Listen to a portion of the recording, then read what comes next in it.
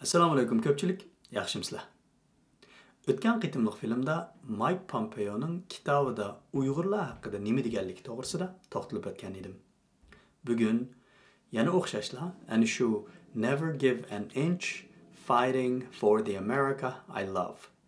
Yani Mike Pompeo'ning qilchimi yo'l qo'ymang, men so'ygan Amerika uchun kurash degan bu kitobida Mike Pompeo Xitoy hokimiyati to'g'risida nimalarni dedi degan temada to'xtalib o'tmoqchiman.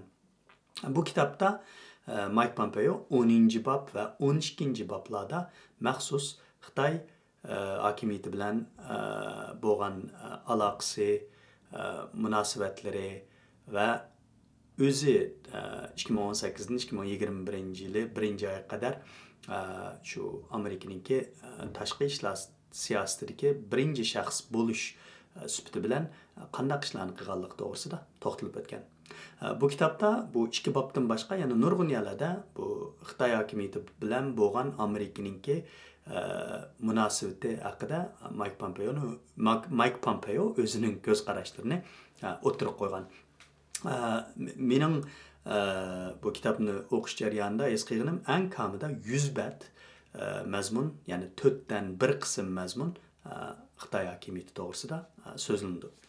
Endi Mike Pompeo kitobining 5-da, yani 6-betda mundaq bir o'ziningki ko'z qarashini o'tirib qo'ydi. Buni inglizcha o'qib, undan keyin uyg'urcha sizlarga bir yechib bermoqchiman. Indeed, America's situation in the world was not an encouraging one at the close of the Obama-Biden years. Albatta, Amerikaning dunyodagi ahvoli Obama-Biden yillarining oxiriga kelgan vaqtda kishini ilhomlantiradigan holatda emas edi, deydi. Ya'ni demakchi o'g'ini Obama-Biden yillari degani 2009-yili 1-oydan 2017-yili 1-oygacha Obama Amerikaning prezidenti. 2 qitim u da prezidenti bo'lgan. Ya'ni Biden shu vaqtlarda Amerikaning muavin prezidenti. Ya'ni 2017-yilning 5-iga qadar demakchi Amerikaning dunyodagi ahvoli kishini ilhomlantirmaydi deydi. Buning sababini aqillar mundaq deydi. China had quietly eroded our edge in power, influence, and economic strength, while we kept hoping without cause in its evolution toward democracy, freedom, and true friendship. Yani biz hiç qandaq sebepsizla yoki hiç qandaq asassizla, yani biz degani Amerika demakchi, asassiz bu Xitoy davlatining, Xitoy hokimiyatining demokratiya, erkinlik va haqiqiy chin do'stlik, yani biz bilan haqiqiy chin do'st bo'lganligini quruq ashunday hech qanday sababsiz, asossiz quruq umid qilib yurgan idoq deydi. Shunday qilayotgan vaqtimizda Xitoy bizning kuchimiz, ta'sir doiramiz va iqtisodiy kuchimizni shabsiz holda ojizlashtirib keldi yoki ojizlashtirib mangdi deydi shu vaqtlarda. Bu Mike Pompeo'ning bu kitobidagi tunji shu yani Trump Amerika prezident bo'lib, Mike Pompeo shu vaqtda Markaziy axborot idorasininki boshliqlik vazifasiga o'ltirdi. Undan keyin 1 yildak vaqtdan keyin andin Amerikaning tashqi ishlar siyosatiga birinchi shaxs, ya'ni Amerika davlat ishlari kotibi vazifasiga chiqdi. Endi demak shu vaqtga qadar Amerikaningki dunyodagi o'rni yoki ahvoli kishini ilhomlantirmaydi. Buning asosiy sababchisi Xitoy hokimiyati degan ko'z qarashini o'tirib qo'ydi. Ham shuning bilan birga yana Amerikaning shu vaqtga qadar, ya'ni Trump hokimiyat, ya'ni Amerikaning prezidenti 2017-yilning 5-ida prezidentlikka chiqishning oldiga, shu chiqishning oldidagi vaqtlarda Amerika diplomatlari olsun, Amerika siyosiyonlar bo'lsin va Amerikadagi bu iqtisodiy sohadagi Amerika shirkat rahbarlari bo'lsin, hammasi ya'ni Xitoy bilan aloqa qilgan vaqtda an'anaviy Xitoydan hech nima talab qilmay aloqa qilishni o'zininki yo'li qilib tutib kelganligini va shundoq qilmasa bu Amerikaning iqtisodi vayron bo'ladi deb qarab kelganligini, ya'ni bunda xato qarashda bo'lganligini nurg'un qatim bu kitobda o'tirib qo'ydi. Ya'ni shuning bilan birga Amerika boshchiligidagi g'arb ellarining Xitoyga qarg'ulacha yo'l qo'yib, masalan, dunyo savdo tashkilotiga ilib kirganligi, uningdan yana masalan bu Parij kelishimi deb klimat, ya'ni yer sharining isib ketishi, ya'ni bu parnik gazi qo'yib berishni cheklash degandek bir qator Parij kelishimi tuzgan Obama davrida. Shundaq kelishimlarda Amerika ziyonliq, lekin Xitoy hokimiyatiga foydali ba'zi kelishimlarni tuzganligini o'tirib qo'yib, masalan, bu deydiki, bu Xitoy dunyodagi eng chong parnik gazi qo'yib beradigan davlat turug'liq, ya'ni uningga 2030-yilgacha ya'ni parnik gazini oshirib qo'yib basi bo'ladigan shundoq yo'l qo'yib mang'idi deydi. Oqidan bu gaplarni qilgan ekan deydiki, biz haqiqiy rost gap qilmasak bo'lmaydi. Bu Xitoy Amerika munosabatida Amerikaning manfaati uchun biz rost gap qilamiz deb bunda bir gapni deydi. Ya'ni 187-betida the CCP presents by far the greatest external threat to our way of life in America today deydi. Ya'ni CCP degani Chinese Communist Party, ya'ni Xitoy Komünist Partisi hozir bizning, ya'ni Amerikaning hayot usuliga degan, Amerikaning yashash usuliga, ya'ni Amerikaning davlat manfaatiga eng chong tashqi xavf degan ko'z qarashni o'tirib qo'ydi. Uningdan boshqa yana eng chong tashqi xavf deb oqidilla, the CCP is inside the gates here at home and is determined to become hegemon. First, its immediate neighborhood, then in the greater Indo-Pacific region, and finally everywhere.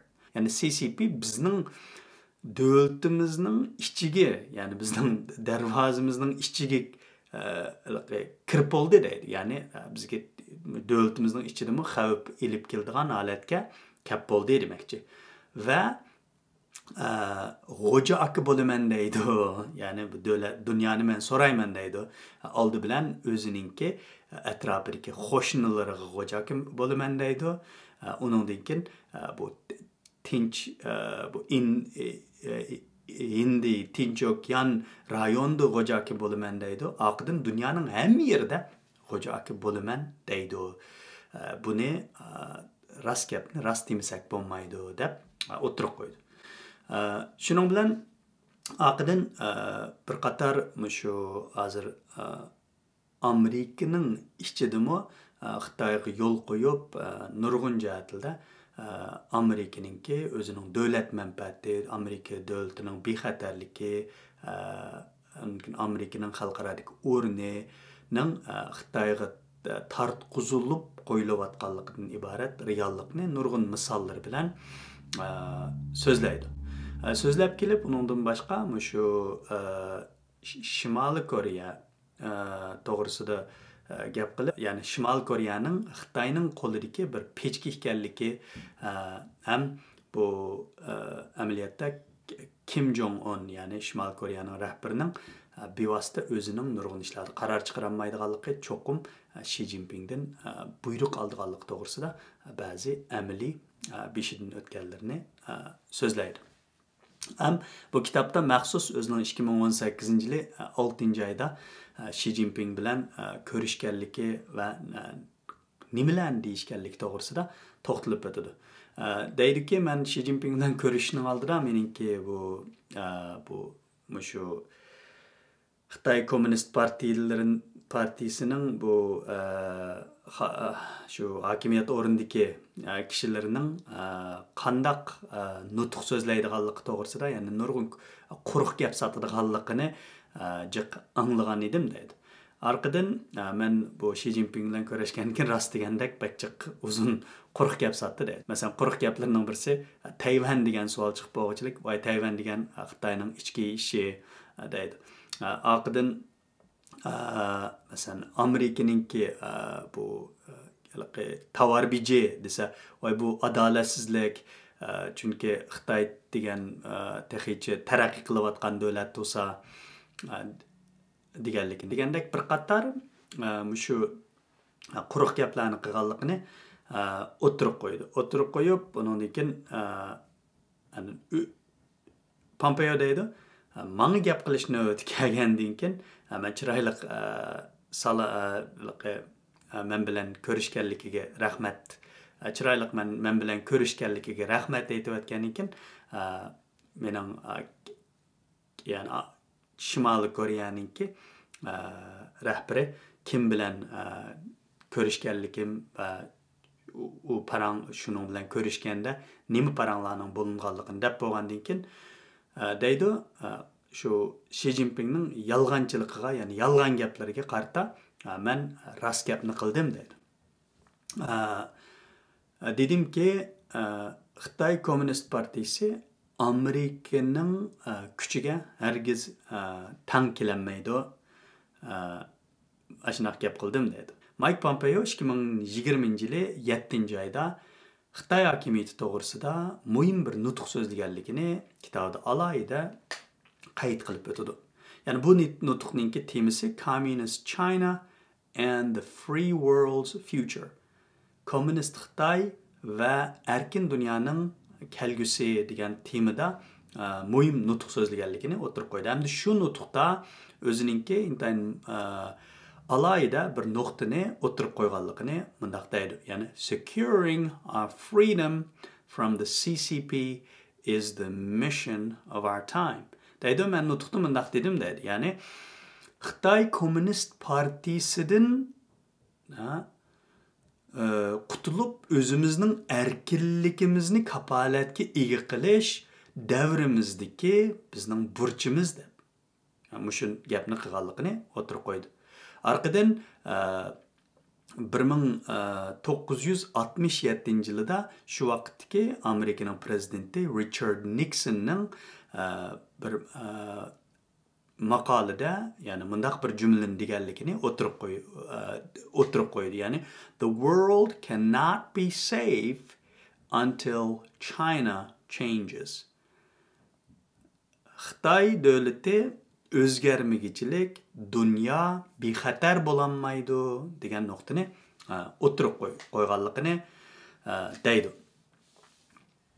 Undan boshqa Mike Pompeo 2020-yili 3-oyda muxbirlarning kutilish yig'inida shu vaqt ayni vaqtdagi bu Covid virusining tarqalib ketishida Xitoy hokimiyatiningki birinchi qo'l sababchi ekanligi va shundaqla Xitoy hokimiyatining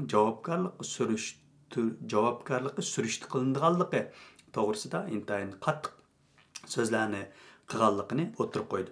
Va shuningdan keyin Trump bilan Xi Jinpingning telefonda paranglashganligi va bu telefonda paranglashishda boshda yanılalık gap yorg'ultib uni buni degandan keyin, lekin eng oxirida muhim nuqtaga o'tganligi, ya'ni muhim nuqta Mike Pompeo'ningki intayin nurg'un jihatlardan Xitoy Amerika munosabatidagi bir to'sqinlik qilayotgan shaxs ekanligi, Xitoy Amerika savdo kelishimininki normal ilib berilishi va boshqa Xitoy Amerika munosabatidagi nurg'un ishlarning to'silib qilishida bu Pompeo'ning sababchi bo'lganligini Trumpga qattiq shikoyat qilib so'zlaganligini Pompeo'ning telefonning yana bir tarafida turib anglaganligini o'tirib qo'ydi.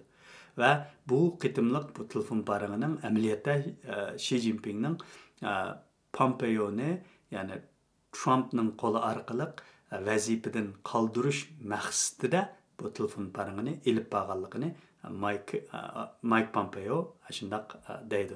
Mike Pompeo kitobida özünün Amerika Dövlət İşləri katibi bolup turuyatqan axırkı mezgillərdə Xitay hakimiyyətidən javobgarlıqni surishti qilishni to'xtatib qo'ymaganligini va oxirida bir cho'ng qarorni chiqarganligi va uni qandaq chiqarganligi to'g'risida tafsiliy to'xtalib o'tadi.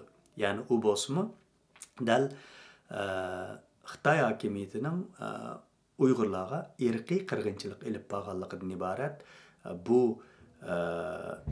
qarorni Amerika hukumatiga vakolatan Mike Pompeo'ning oxirida chiqarganligi, o'zining vazifasi bir kun qolgan vaqtda buni dunyoga e'lon qilganligi va vazifasi, ya'ni 2021-yili 1-oyning 20-kuni vazifasini bu Biden hukumatiga o'tkazib bergandan keyin dal shu kunining o'zida Xitoy hakimiyyətining bu Mike Pompeo qatarlıq 20'den artıq Amerika tashqi ishlar əməldarları, yəni vəzifəsindən to'xtagan bu əməldarlarga Xitoy hakimiyyətining iqtisodiy embargo, iqtisodiy jazo yurgizganligini qayd qilib o'tdi va buning amaliyotda shu shaxslarga, ya'ni Mike Pompeo qatorliq shaxslarga qarta emas, balki ularning keyindan huquq tutadigan kishilarga Xitoy hakimiyyətining signal yo'llaganligi, ya'ni Mike Pompeo'lardek bizning yo'limizda turib oladigan bo'lsang, sening ko'radigan kuningmi shu degan signalni yo'llaganligini o'tirib qo'ydi. Hamda kitobining beshidan oxirigachilik Amerikaning davlat manfaati uchun Xitoy hakimiyyəti bilan cho'qim kurash qiladiganligi va kurash qilmasa bo'lmaydiganligini nurg'un qitim o'tirib qo'ydi. Kelar qitimliq sonda ko'rishaylik. Aman bo'linglar. Xayr xo'sh.